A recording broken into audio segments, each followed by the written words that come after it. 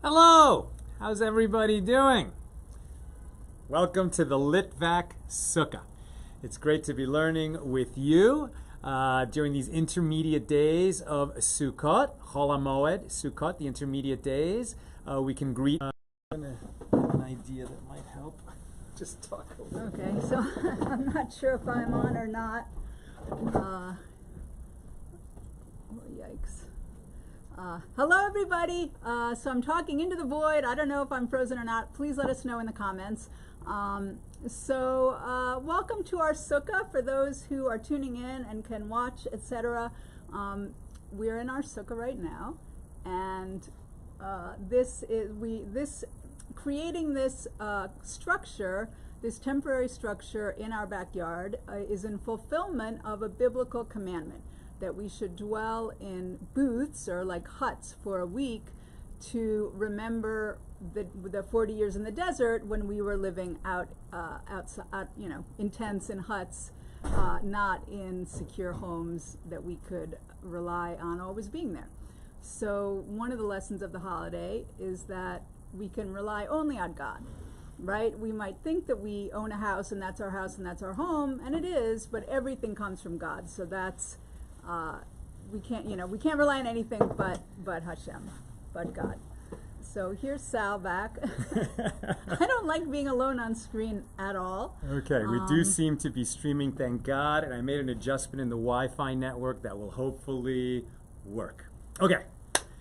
So anyway, I just wanted to welcome the gang to our sukkah and say hello and also goodbye. As many of you know, this is going to be the last show before we go on hiatus, and just wanted to let you know how difficult this has been for Sal, knowing that he just has no choice. There's just no way he's going to be able to continue the class while we're in pre-production, production, and post-production of our movie that we're really excited about, and some of you know. So there's just absolutely no way that he's going to be able to continue. It takes Sal basically 2 to 3 hours a day to prep the show, do the show, and then finish up after the show.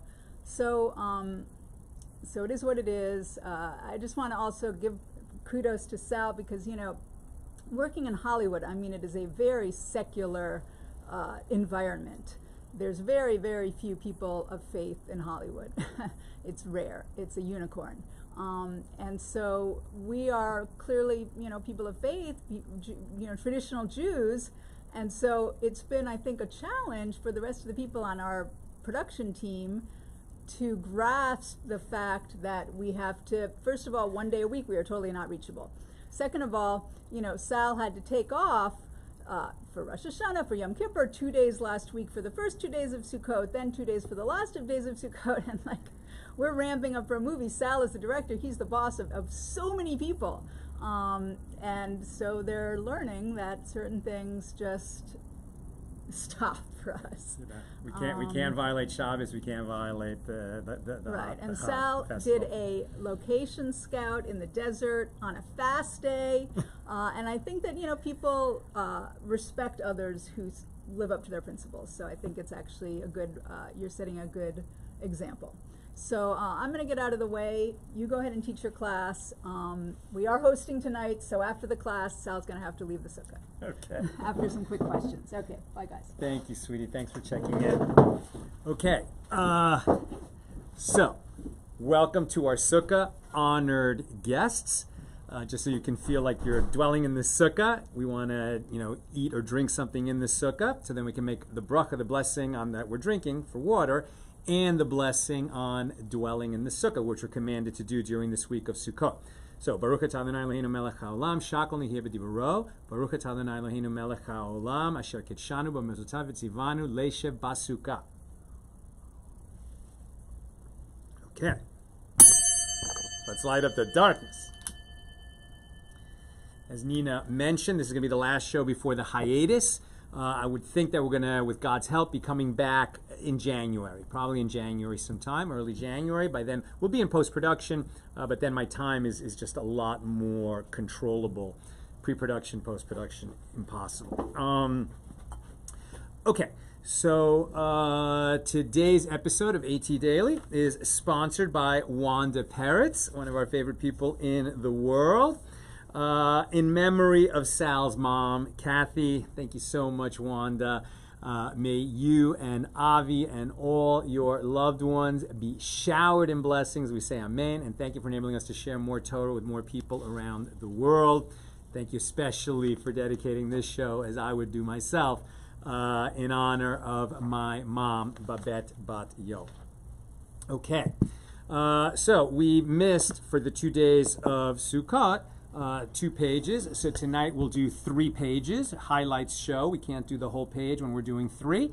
But with God's help, we'll do the highlights of pages 96, 97, and 98. So highlights from those pages. And where we are holding, this is Tractate Kesubos, the 15th volume of the Talmud, the laws of marriage contracts. We are now opening chapter 11, actually near the bottom of page 95b, with chapter Mishna number 1 here in chapter 11. And here what we're getting into is, okay, a widow or a divorced woman is receiving the ketubah payment. In the case of a widow, we know that she is sustained, right? That after her husband dies, she can either receive sustenance from the estate, she can keep dwelling in the house, she can get for her needs, because she's essentially still attached to her husband who passed away. And so she just gets what she needs. She's not going to get rich off it, but they're going to sustain her. If she wants to take her marriage payment or ketubah payment, that's indicating that she's ready to remarry. And at that point, they cut off the sustenance. She gets her marriage payment. It's going to be enough to live on for a while and to enter a new marriage. Okay, so chapter 11, here we go. Mishnah number 1.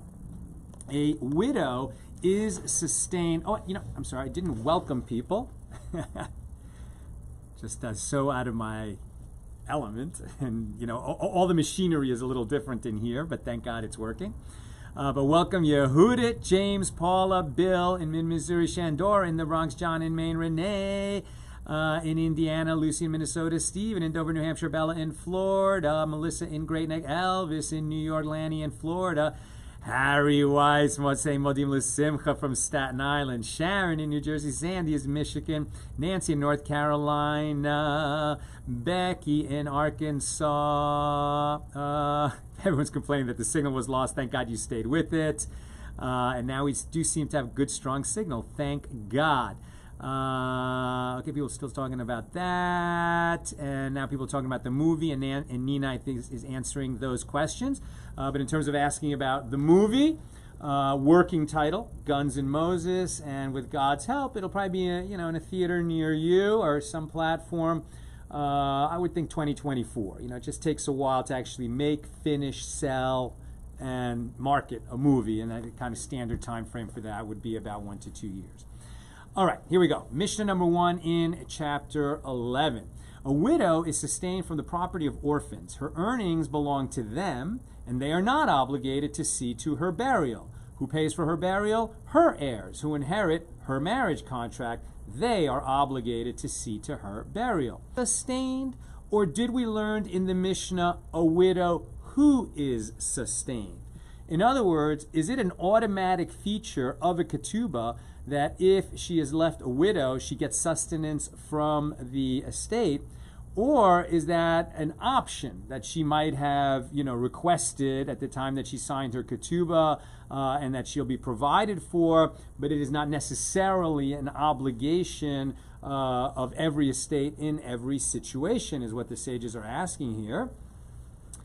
Or did we learn a widow who is sustained? Now, there is a difference between the two versions. If we learned in the Mishnah a widow is sustained, that means that every widow is sustained by her husband's heirs. And the Mishnah is in accordance with the custom of the people of Galilee, who write a clause in the marriage contract stipulating that it is the widow's right to remain in her husband's house after his death and to be supported from his estate as long as she does not remarry. And it is impossible for the heirs not to give her sustenance. So in Galilee, it was not optional, it's mandatory. A widow is sustained as long as she is not going about getting remarried. Or perhaps we learned in the Mishnah a widow who is sustained, meaning that not all widows are sustained by their husband's heirs, and the Mishnah is in accordance with the custom of the people of Judea, who write a clause in the marriage contract stipulating that it is a widow's right to remain in her husband's house and be sustained by the heirs until they pay her marriage contract. And if they so desire, they can pay her marriage contract, and then they need not give her sustenance any longer. That they have to pay the marriage contract, they do. But she has the option to remain in the house as long as she wants and draw sustenance as long as the estate has what to provide for her, and pay her marriage contract, and kind of drawing down the inheritance of the heirs. And that's normal in the region of Galilee. But in the region of Judea, the heirs have the choice. If you think that she's just going to just diminish the estate by remaining there, being sustained from it, they can just pay her the marriage contract. She's going to have enough to kind of have a bridge period in her life before, hope God willing, she'll find a husband. But obviously, the women in that situation have it a little bit tougher because they don't have that option. The heirs can force her to take the ketubah payment. That's the beginning of the Gemara there on Mishnah number 1, but because we're doing 3 pages tonight, we are skipping forward on page 96 near the bottom of 96a. Rabbi Yochanan said, in the name of Rabbi Yosei ben Zimra, a widow who waited 2 or 3 years after her husband's death and did not demand sustenance from the heirs has forfeited the right to receive sustenance from them. Since she did not demand her sustenance, it is assumed that she must have foregone this right. Now, the Gemara discusses the language of Rabbi Yosei ben Zimra's statement. Now that it was stated that after 2 years she forfeited her rights to receive sustenance, is it necessary to state that she also forfeited her rights after 3 years? Why did he say a widow who has, foregone receiving sustenance for 2 or 3 years has now said, I don't need it? We know that if she forewent it for 2 years. What's the purpose of saying 2 or 3 years? And the Gemara answers, La kasha, this is not difficult. Here, the first statement is referring to a poor woman for which 2 years is a long time. If she does not demand sustenance for 2 years, it is clear that she has forgiven the heirs this obligation. There, the second statement is referring to a rich woman who can support herself for 2 years. It is only clear after 3 years that she forgave the obligation. Alternatively, here it is referring to an unabashed woman who is not ashamed to demand her rights from the heirs. If she does not demand sustenance within 2 years, it is assumed that she has foregone this right. There it is referring to a modest woman who is embarrassed to demand sustenance from the heirs and who waits until the 3rd year when she's really desperate for the money to actually step up and claim this right. And Rava said, we said this law only retroactively. The widow cannot demand to be reimbursed for the past years in which she paid for her own sustenance. However, from here onward, once she demands sustenance, she has the right to receive it from the heirs. And it would seem that what Rava is saying is, it doesn't matter how long she waits to start asking for sustenance, they have to give it to her even if she didn't ask for it for 3 or 4 or 5 years. What she can't do is ask for the retroactive sustenance that she had been entitled to after a certain period of time. Then she can no longer ask for the retroactive sustenance. We skip forward to 97a, the top of 97a, and the Gemara asks, how does a widow sell property to earn money for her sustenance? Right? So if the widow is in charge of the estate, the court hasn't stepped in, maybe the heirs are still young, so she's the one running things, right? So she is running this estate on behalf of the heirs. Now, they might be her children that she shares with her deceased husband, or she, because this was ancient times, might have been one of several wives, and it happens to be maybe she was the last wife, maybe she's the only wife that is, around to take care of these things.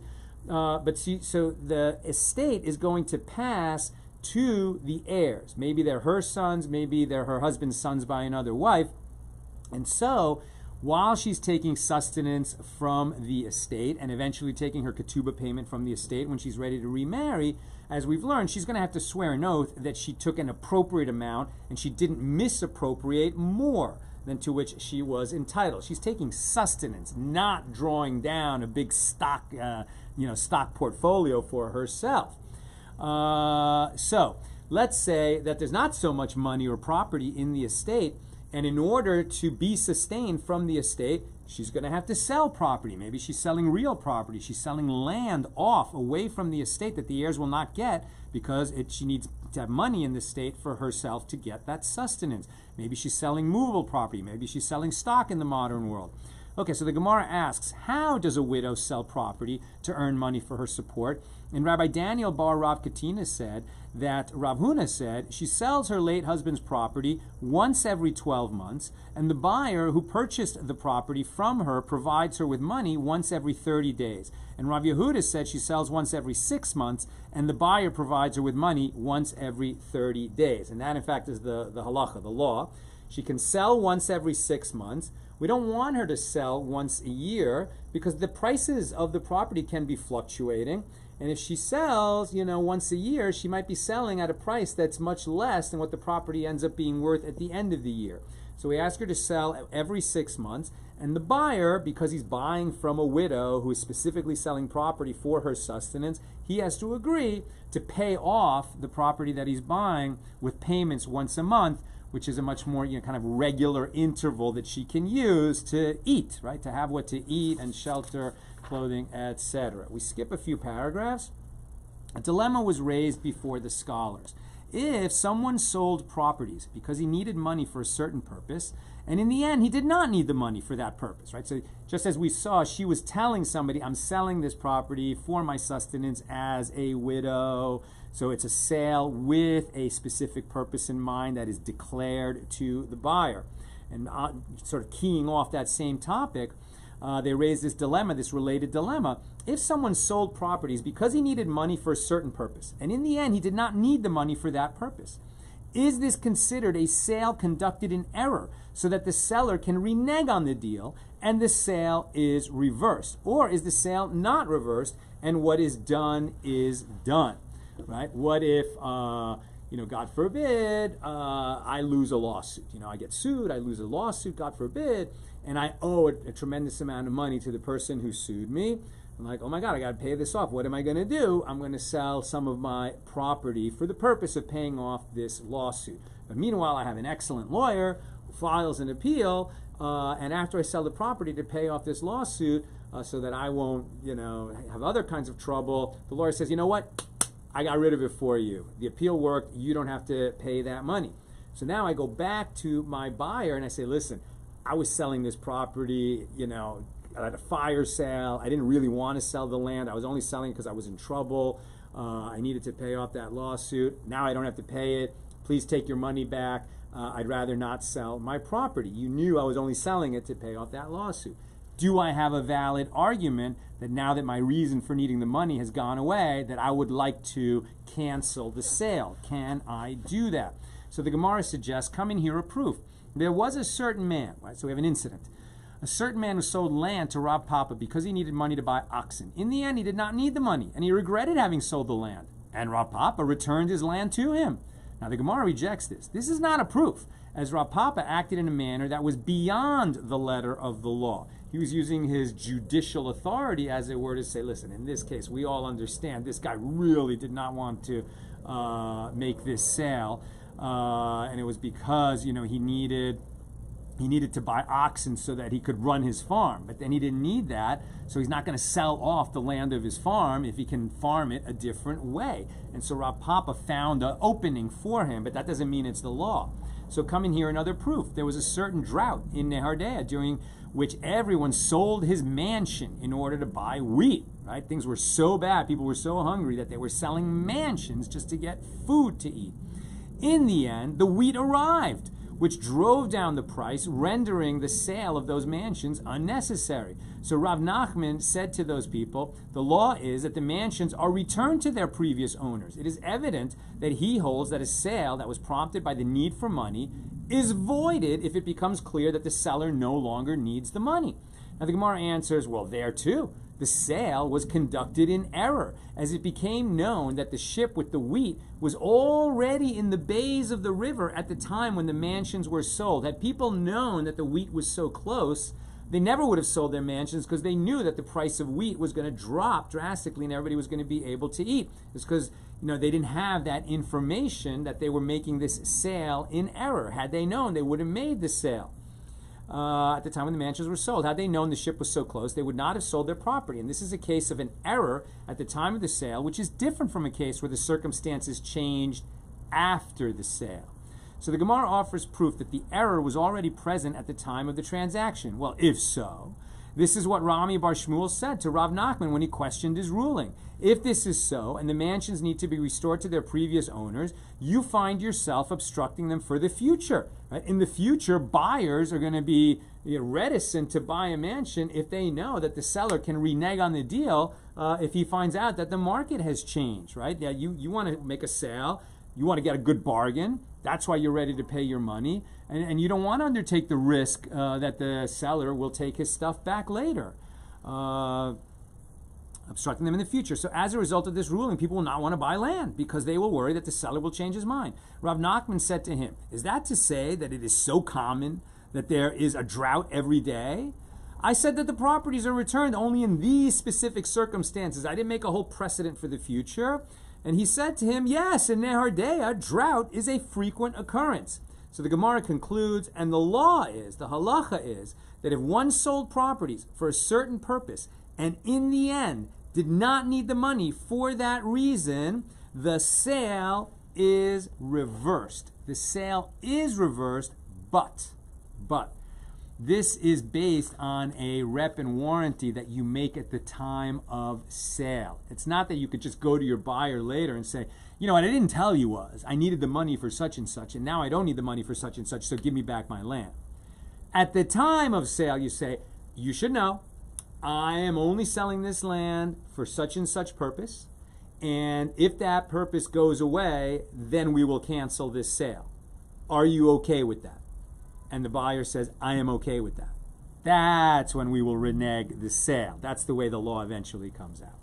Okay, Mishna number 2, here in chapter 11. A widow, whether widowed from betrothal or from marriage, sells her husband's property when not in court.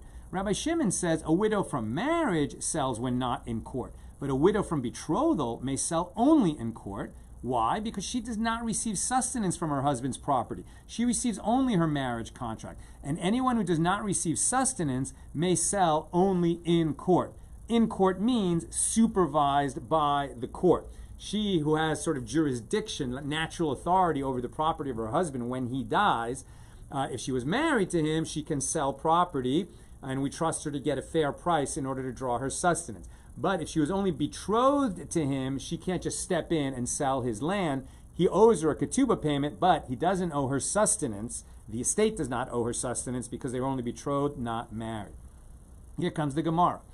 The Gemara elaborates, granted, a widow from marriage may sell when not in court due to the fact that her sustenance is a pressing concern. So one does not make her wait until she finds a court that will oversee her sale. She needs that sustenance.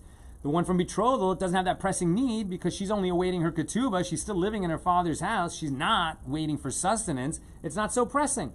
However, what is the reason that a widow from betrothal may sell property when not in court?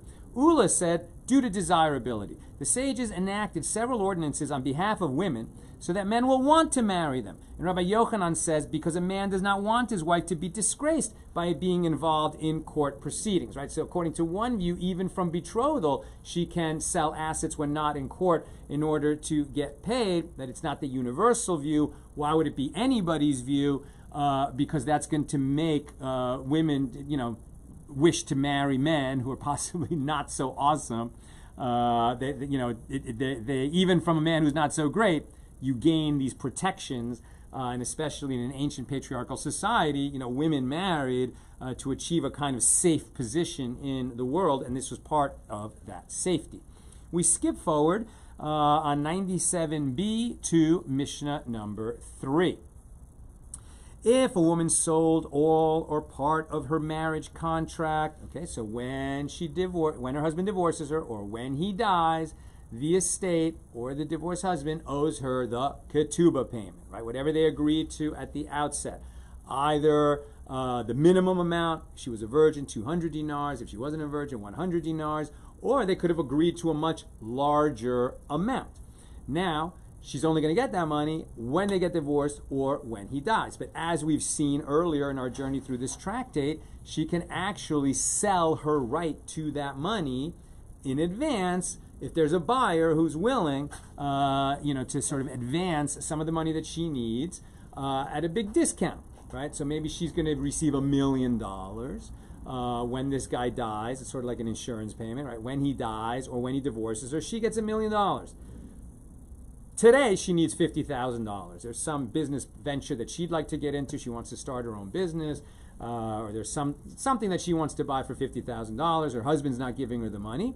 So she finds a buyer, and she says, listen, are you willing to give me $50,000 today?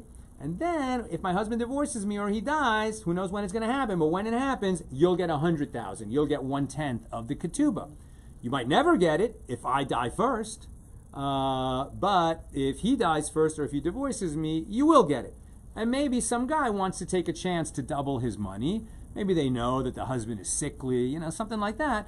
So she can pre-sell part of her ketubah so she can have some money today.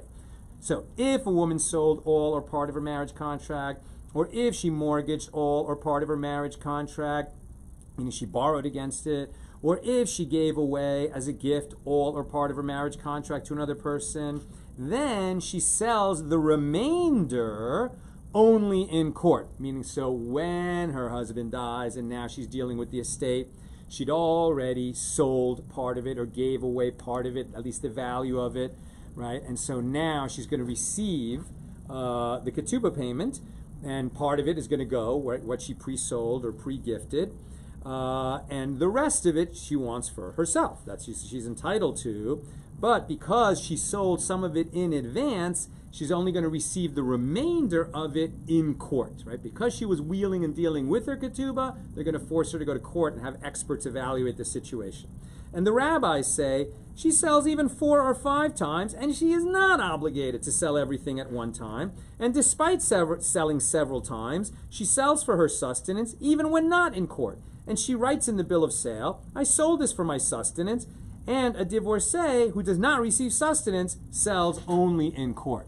So she can sell parts of the estate for her ketubah, that she can only do in court. But for her sustenance, even though she already sold some in advance, she can continue to sell bits and pieces of it to draw her sustenance, and she doesn't have to go to court in order to make that happen.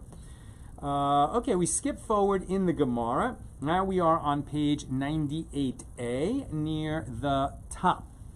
This is the last page we're covering today, but we have several highlights from it that we can discuss. Okay, so Rabba, the son of Rabba, sent this question to Rav Yosef.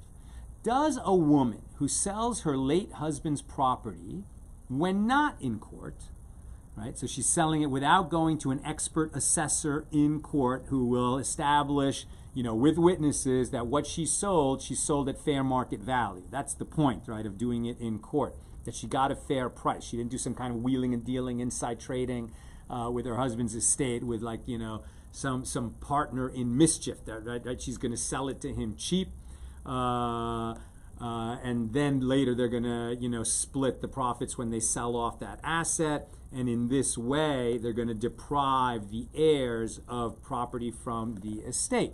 So that's why we would want her to be in court. But as we've seen, for selling for her own sustenance, we just let her to do that because she's only selling off bits and pieces. So Rabba, the son of Rabba, sent this question to Rav Yosef. Does a woman who sells her late husband's property when not in court, need to take an oath that she has not taken more than she deserves, or does she not need to take an oath? Rav Yosef replied to him, but you should have raised the dilemma if prior to the sale she needs to make a public announcement in order to properly assess the value of the property. All right, so now we're kind of changing the question that's being asked a little bit.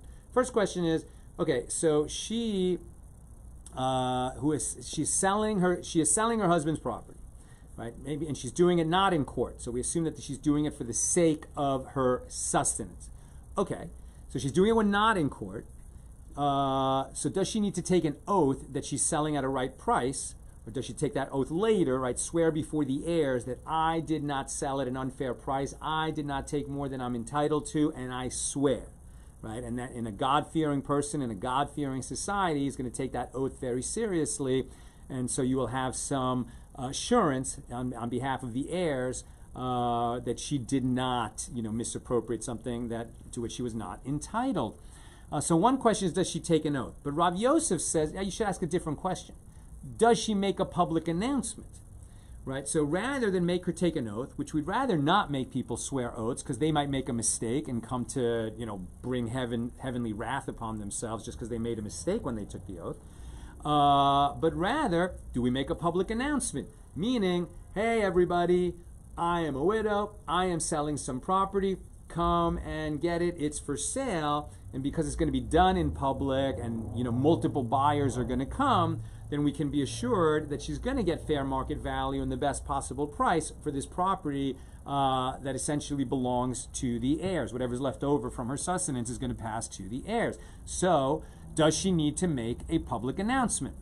So Rav Yosef said, does she need to make a public announcement? That's the question you should be asking. So Rabba, the son of Rava, answered Rav Yosef, I am not raising the dilemma as to whether there needs to be a public announcement. Why? Because Rabbi Zera said that Rav Nachman said, a widow who assessed the property for herself and took from the property according to her own calculation has accomplished nothing. Meaning, if she assessed it for herself and took what she needed and then sold it, apparently she has accomplished nothing, meaning she must get it assessed properly. You don't need the public announcement because what you actually need is that she brings in a professional assessor who's going to say, you, the widow, and you, the heirs, and anyone else who happens to ask, she got a fair price because I'm I'm a expert appraiser, and this is the right price. Now, what are the circumstances here? If they publicly announced that this property was for sale and arrived at an agreed upon assessment of its value, why is it that she has accomplished nothing? The same halacha, the same law that applies to any purchaser would apply to her.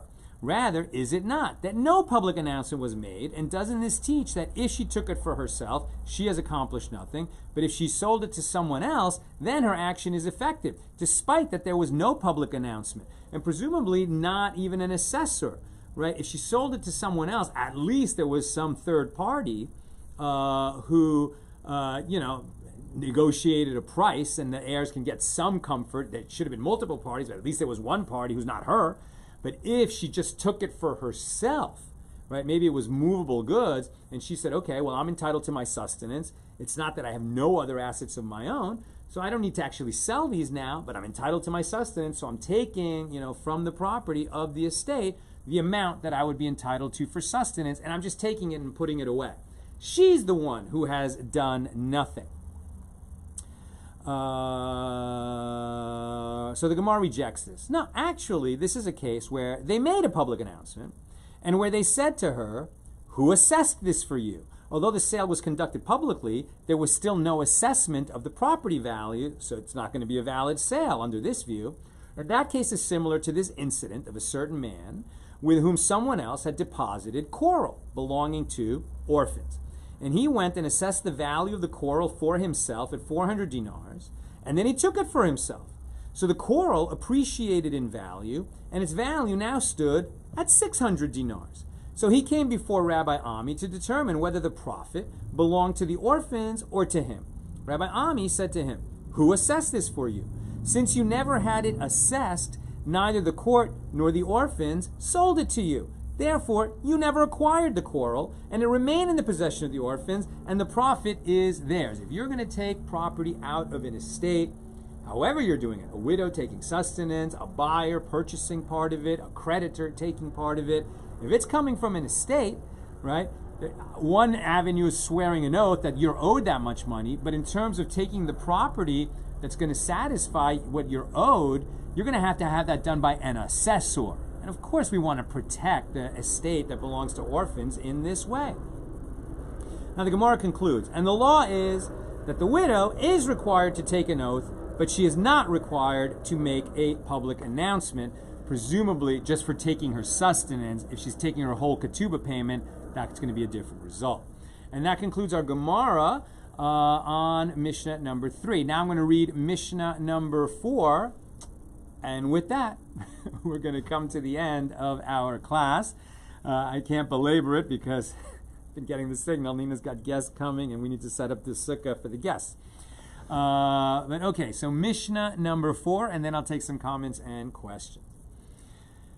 In the case of a widow whose marriage contract was worth 200 dinars, and she sold property that was worth 100 dinars for 200 dinars.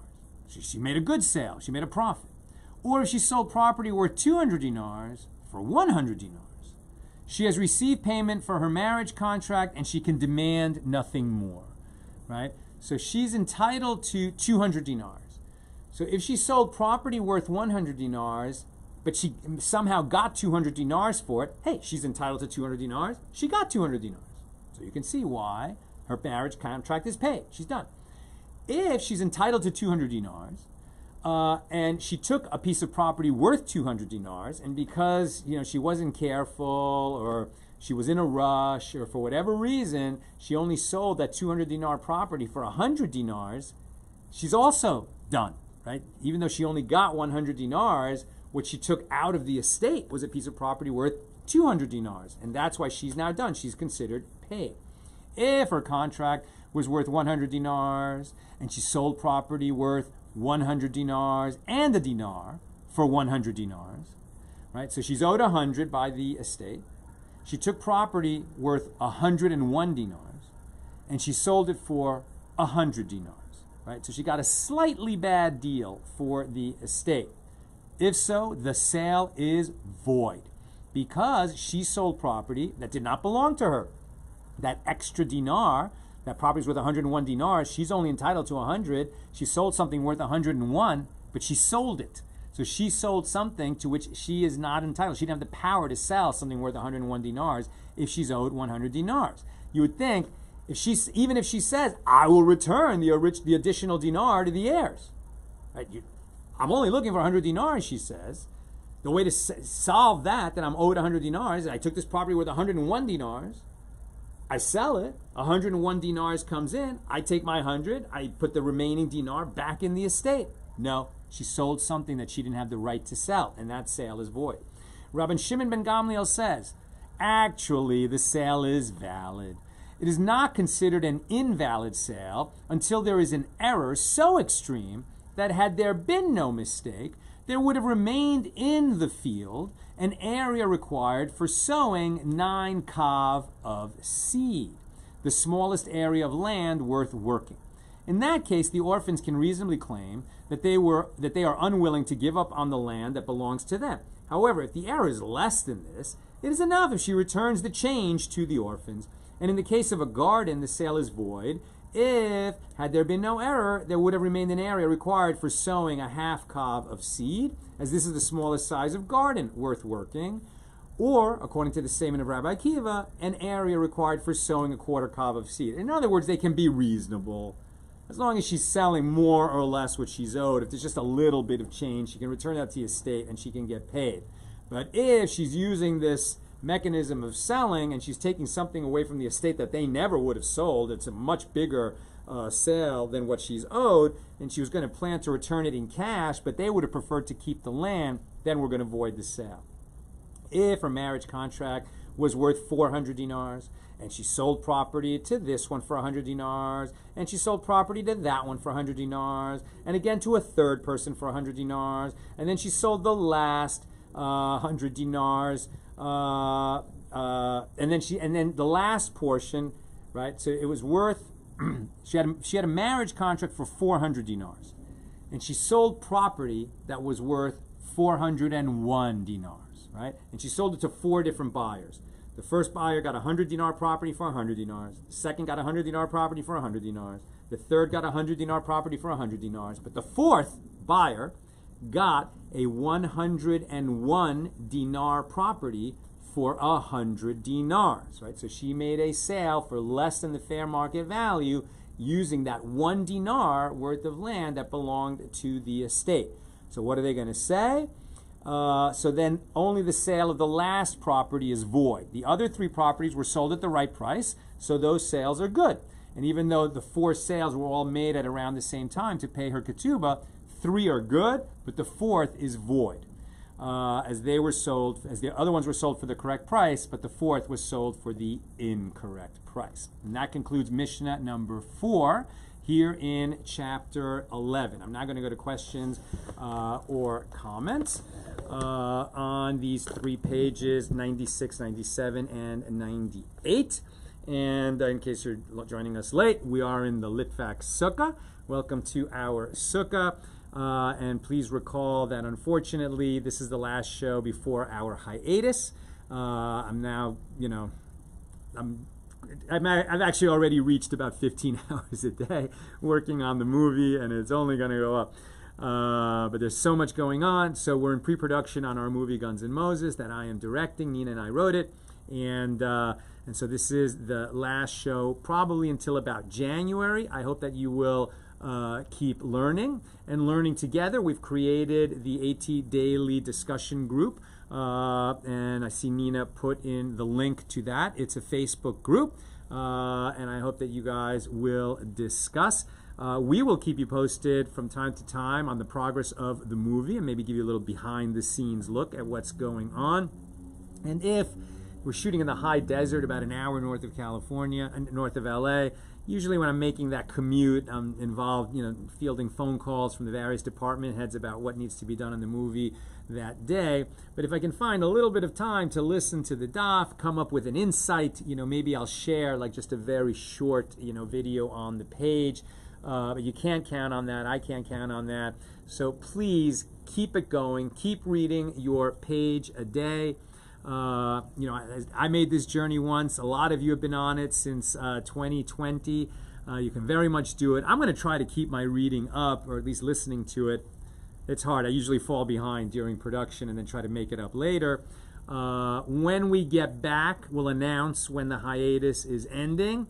And I think what I'll basically do is do some kind of, sweeping highlights show, just like really picking and choosing some highlights from the months we've missed together, and then just get right back on the schedule, right? So that's the plan.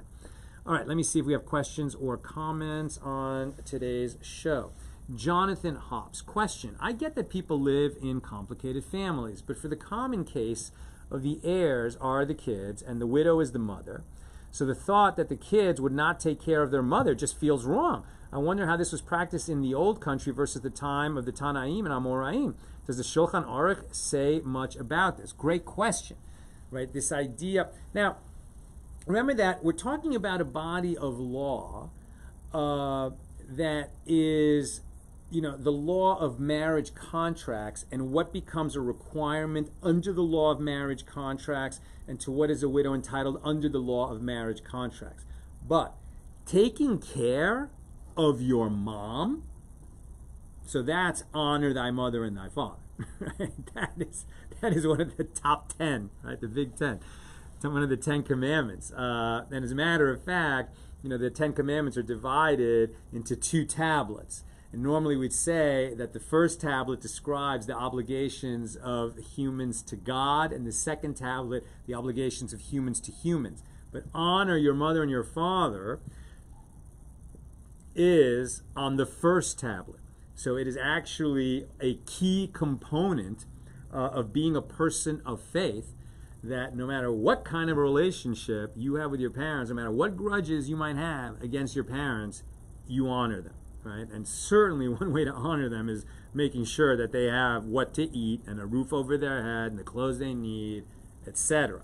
So that is just, as we've seen in several places, it's not that this exhausts the obligations of a child to the parent because she is only entitled to sustenance from the estate and the heirs don't have to give her more. That's just under the law of ketubah, right? There's other laws that come into play, and that's, I think, really are important in the context of your question.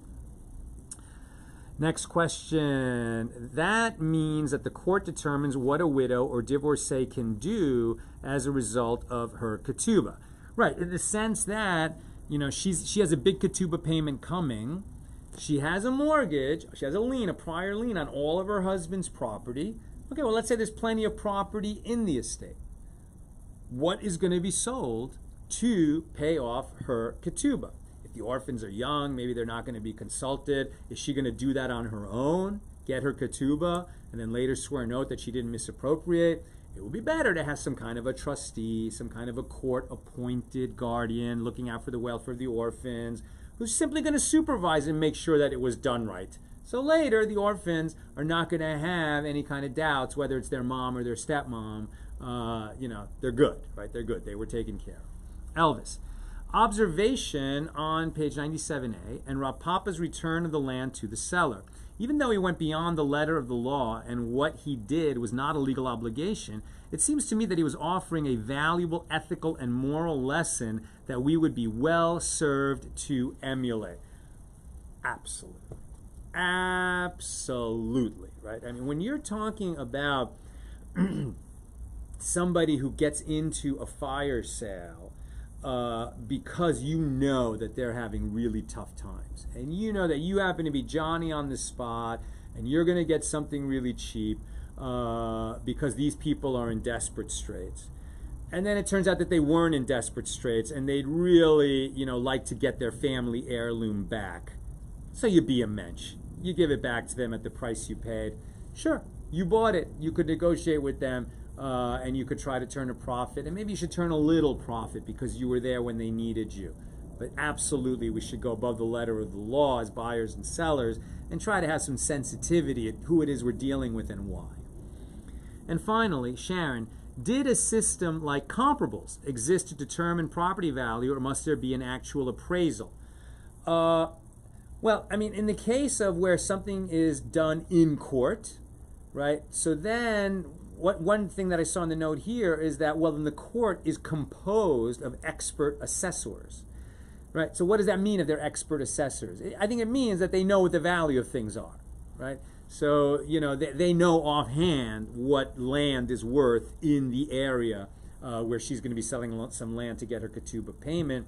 And if they don't know, they know who to ask, right? And so they would bring a witness to testify to make sure that the orphans are getting taken care of, the widow is getting taken care of, the buyer is getting taken care of, and everything is above board, and everybody agrees that a fair price was negotiated. Okay, my friends, that's what I've got for us tonight. I wish you a good moed, a modim l'simcha. You should enjoy your Sukkot. You should feel God's blessings around you. The sukkah is like a kind of tangible expression of the fact that we're always living within God and within God's blessings. Everything that we have to eat, to shelter, to clothe us, our loved ones that are around us, all of it is something to be thankful for. And if you have the opportunity to sit in a sukkah and feel God's blessings around you and be thankful, then you've experienced something important indeed. I bless you, my friends, that you should continue to learn every day and grow in wisdom. I'm going to miss you during this hiatus, and I really very much look forward to getting the class back up and running, God willing, after we have completed production on the movie and our post-production period has stabilized. All the best, and Chag Sameach.